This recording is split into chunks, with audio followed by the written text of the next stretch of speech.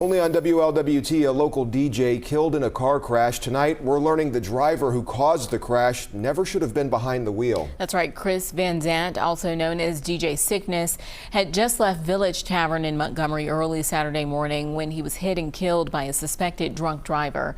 WLWT News 5's Karen Johnson spoke to his family and joins us with what we're learning.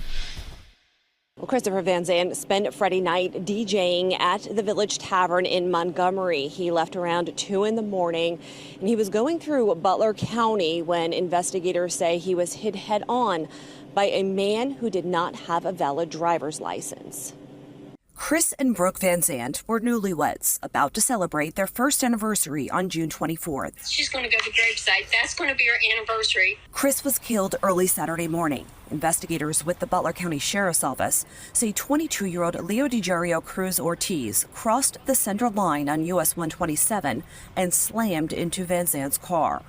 According to police records, Cruz Ortiz was going 88 miles an hour in the posted 55-mile-an-hour zone. He had a strong odor of an alcoholic beverage emanating from his breath and did not possess a valid driver's license. I just pray God give me a healing heart, a forgiving heart, because my heart don't want to. Van Zant, also known as DJ Sickness. Hey, what's up, everybody? It's your boy DJ Sickness. Was a popular DJ around Cincinnati who spent Friday night working at the Village Tavern. He was a brother to us here. You know, he just had that smile when he came in. He, just lit up the room.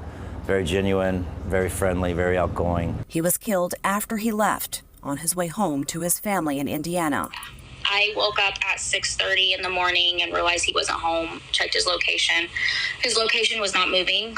I called him about 5 times. He didn't answer. As his family mourns his death, they also want to celebrate his life. He's just always happy, like really.